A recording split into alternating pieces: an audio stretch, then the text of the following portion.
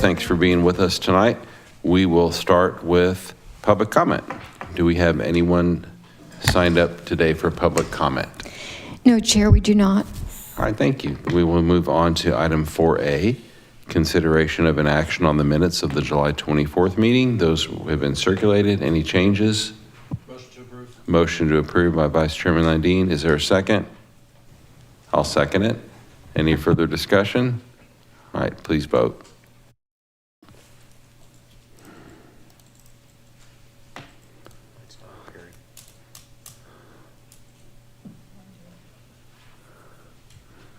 Mine popped up. Yes. Let's hand vote while that passes unanimously among the members present, and we can figure out what's going on. It did come up on my screen. I don't think it came up on everyone, so we'll see how we do. Exactly. I don't know about that. How dare you? We will move on to item 5A, section 5A, like I'm reading a contract here at PNC. We will move on to item 5A, subdivision plat, Rye Hill Section 1 final plat for consideration and action. Jessica, good evening. Why don't we hear your presentation and we'll see if there's any questions and see what we can do. Good evening, Commissioners. Hello. Hello. So there's only one Rye Hill plat on the agenda tonight. The Rye Hill development is an approximately 960-acre master plan mixed-use community in the city's ETJ. It'll include a mix of approximately 2,300 single-family residential homes, as well as Del Webb residential, which are restricted to 55 and up. In addition to those residential lots, there will also be approximately 60 acres of flex/commercial uses located north of FM 2759. Here is a visual of all the Rye Hill plats that have been under consideration or have been approved and recorded. So the 4 sections shown in red here have all been recorded. So this is going to be Rye Hill Parkway Street Dedication Section 2. This is going to be Rye Hill Section 2A. Both of these, I believe, were reviewed back in June. And then at the last meeting or the one before that, that is where Rye Hill Section 2B and Rye Hill Section 3 were reviewed and approved. Both of these have now been recorded. The sections showing up in blue have approved preliminary plats. And then the section shown in here in green is Section 1, which is under consideration tonight. So for Rye Hill Section 1, the preliminary plat was approved on March 11th of this year.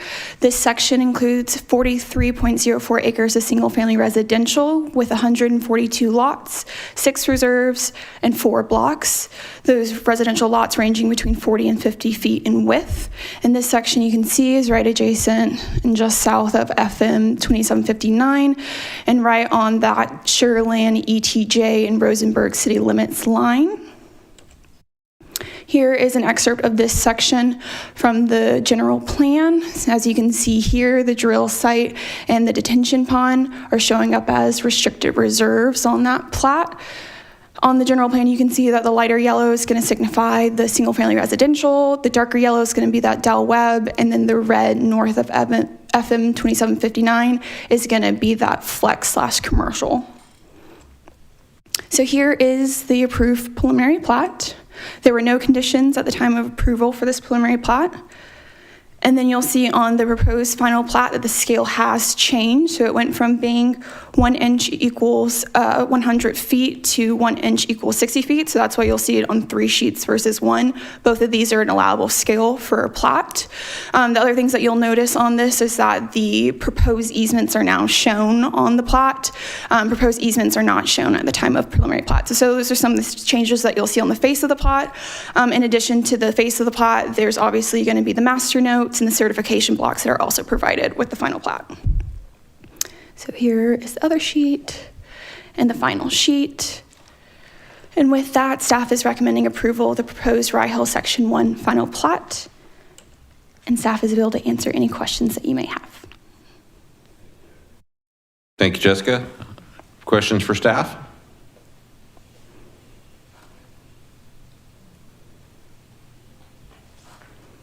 Perfect clarity.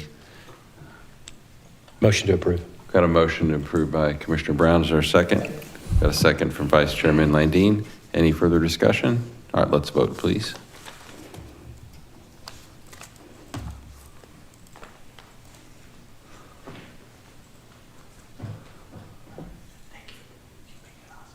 And that passes 6-0 unanimously among the commissioners present.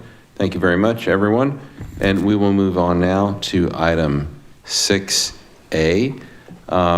This will be consideration and action on a recommendation for a proposed conditional use permit for the expansion of Fort Bend Christian Academy located at 1201 Lakeview Drive and 1250 7th Street to members of City Council.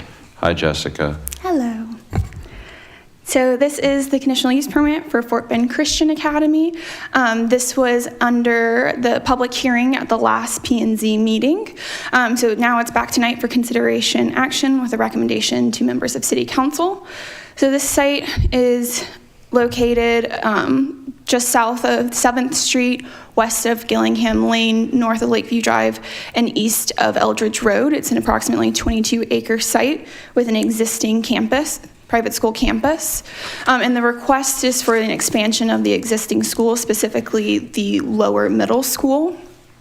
The proposed CUP would allow for the construction of a one-story, 10,997 square foot addition to the existing lower middle school located at 1201 Lakeview Drive. The lower middle school is considered the south campus, while the upper school is part of the north campus. A conditional use permit was previously granted back in 2001 for the construction of the existing lower middle school. At the time of this CUP being granted, the high school was already existing on the campus. The current enrollment for the lower middle school is 508 students, which is below the cap that was put on this lower school with that 2001 CUP. That cap was 675 students. The proposed addition would increase that capacity up to from 508 students to 570, but still below what was previously approved. Access to that lower middle school is provided via a curb cut on Lakeview Drive. The surrounding properties immediately adjacent are zoned business office district as well, and then across Gillingham Lane, the zoning is restricted industrial district, which is the Schlumberger or SLB campus. Adjacent land uses that are in the BO district include some churches, an assisted living facility, Fort Bend Library, and then a City of Sugar Land water plant. Looking to the land use plan for guidance, specifically the future land use map. This property is categorized as neighborhood commercial and services on the map, which is categorized for having conventional car-oriented retail and services and other low-impact commercial uses that serve local neighborhoods. This category is identified to have buildings that are typically low to mid-rise and located on collectors and arterials. It should be noted that both 7th Street and Gillingham Lane are identified as major collector roadways in the city's major thoroughfare plan. Looking into the land use plan, the land use plan provides guidance for uses that require CUPs, specifically schools. It says that buildings should be compatible in scale, specifically height and bulk, with surrounding buildings. The outdoor play areas should be located on the site so as to limit the noise and impact to adjacent properties. The number of students should be evaluated to ensure the site is appropriately sized, and a maximum number is typically set as a condition of the CUP, and that a site plan showing the location of the buildings as well as a queuing plan are required to ensure all queuing, specifically drop-off and pickup, takes place on site. So here is the overall site plan that's proposed to be an exhibit of the ordinance for this CUP. As you can see in the excerpt here, this is the scope of work that this project is limited to. So there is the approximately 11,000 square foot single story addition here. There's an existing fire lane on the campus that's going to be relocated to the west of the existing detention pond. The detention pond is proposed to be expanded slightly for the increase in impervious cover. And then the existing loading zone is being reoriented to fit in the new addition. And then this is the traffic circulation plan. So back at the July 24th meeting, there were two circulation plans that were provided. One was what the school is using as their current circulation plan. And then there was a hard copy that was provided as well as shown in the presentation of what the school decided to update their plan to be to include some mitigation methods. So this is the traffic circulation plan that is proposed to be an exhibit of the ordinance. So some of the things that were discussed that the school incorporated into this plan were they're going to be adding no parking signs along these 39 spaces adjacent to Lakeview Drive. That's going to limit parking after 2 p.m. So that way during afternoon pickup, this parking area can be used as additional storing for pickup.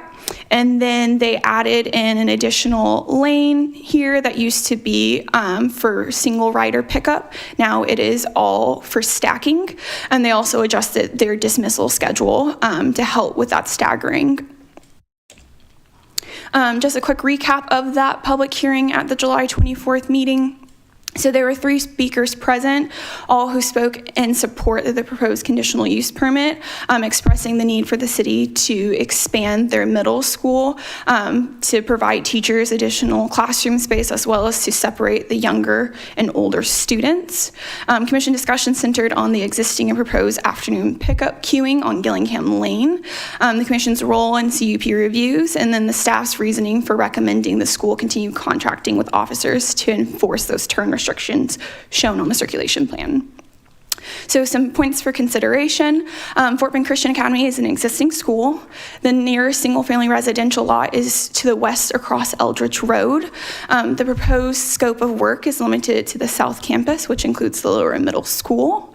Staff has reviewed and concurred the traffic impact analysis, which includes the traffic circulation plan that was shown on the previous slide.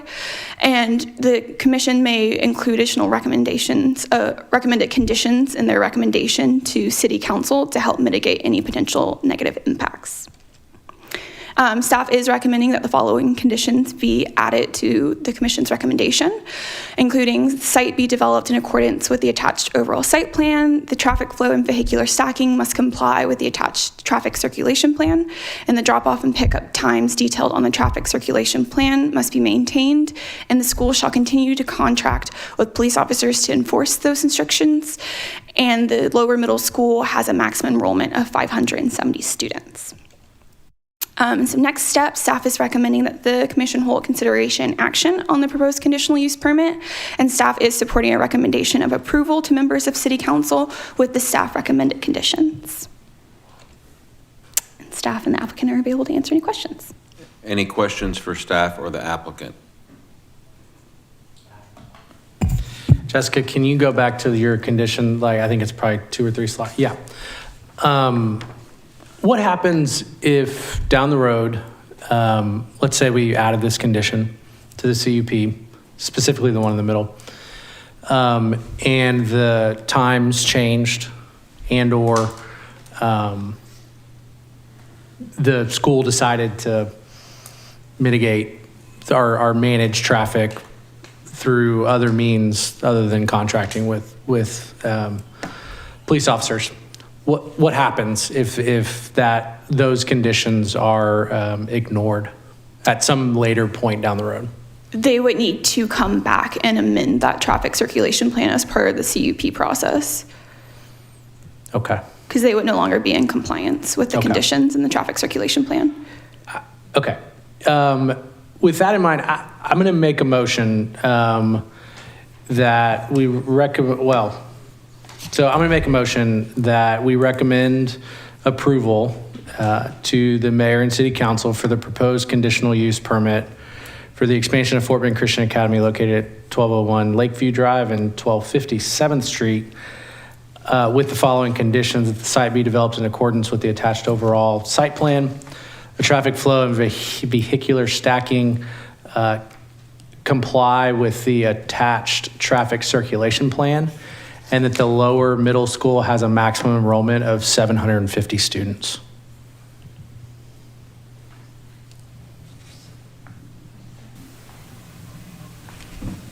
So you're wanting to exclude the police? And the drop-off pickup times being locked in. I just want to make a clarification. Was it 570 or 750 students? Did I say 750? I meant 570. I didn't hear it, but apparently. 570. 570, okay. Yep. And Mary, let me amend my motion to include with one additional condition that the school maintain. I need my attorney here to that they maintain personnel to help direct traffic.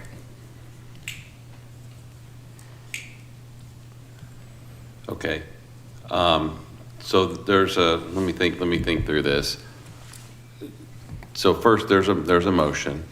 I guess my question, let me do it this way. I guess my question for staff would be this. Staff recommends approval with the 3 stated conditions here. Is that right? Correct. And the middle condition, it sounds like there's no issues with 1 or 3. The second one is with the traffic plan. As I understand it, it says that the plan has to comply with the circulation plan. That doesn't seem to be controversial. And then the drop-off and the drop-off and pickup times detailed on the plan have to be maintained. So hold that thought. And that the school shall continue to contract with the police officer to enforce the turn restrictions, right? Correct. Now, if I recall correctly, when this came up for us for review and discussion last time, I asked whether or not there was an alternative to using police officers, and I believe the answer was no, 'Cause there's it's not an public right-of-way. alternative to using, well, it says police officers here, but there's not an alternative to that, because if they're going to direct traffic on public roads, they have to be certified peace officers, correct? And I remember that answered the question to my satisfaction. So that's an important piece of information, I think, to consider too. Yeah. So I think the only thing is with the hours. So may I pose a question to the applicant? Well, I can. The answer is I can. The question, I guess the question is, I can just assume that it's some. you need to come on up, sir, if you don't mind.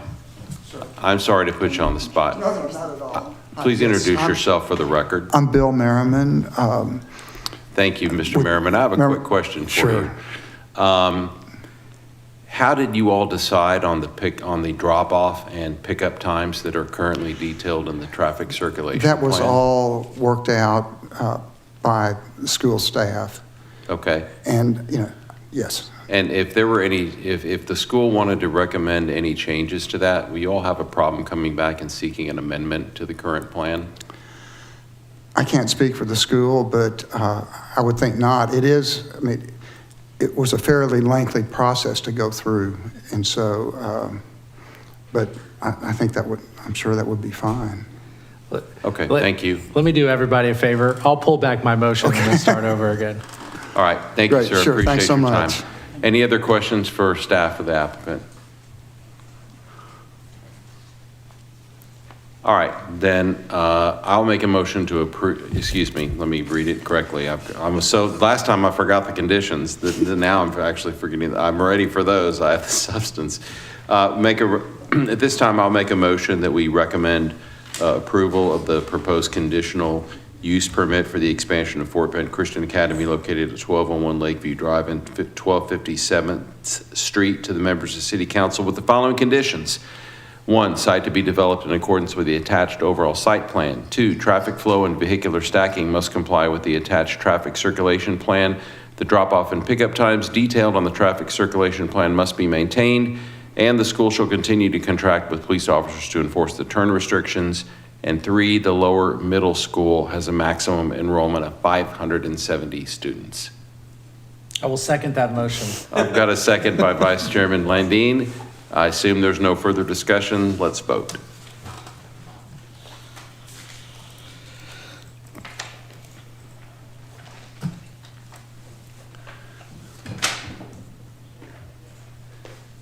That passes 5-0.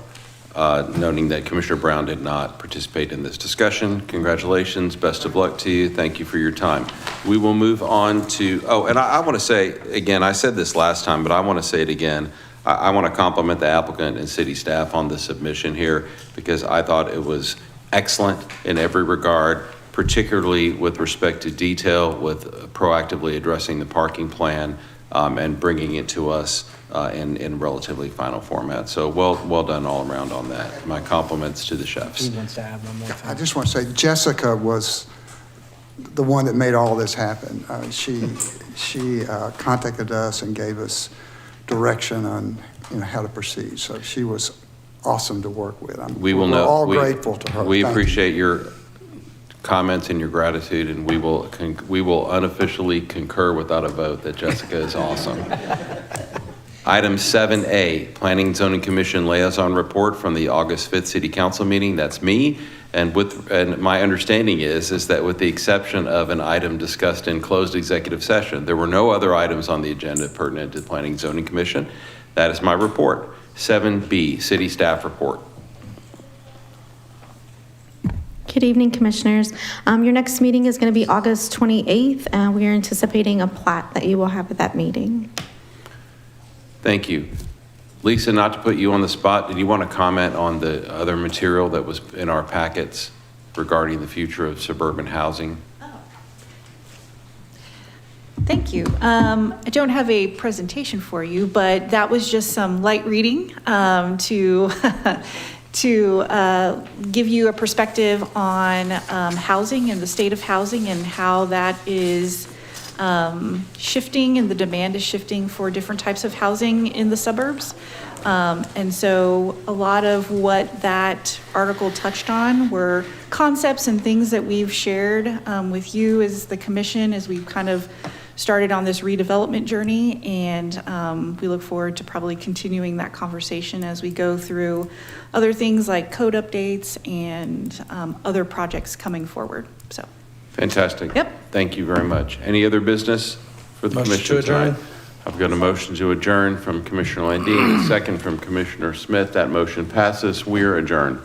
Good night, everyone.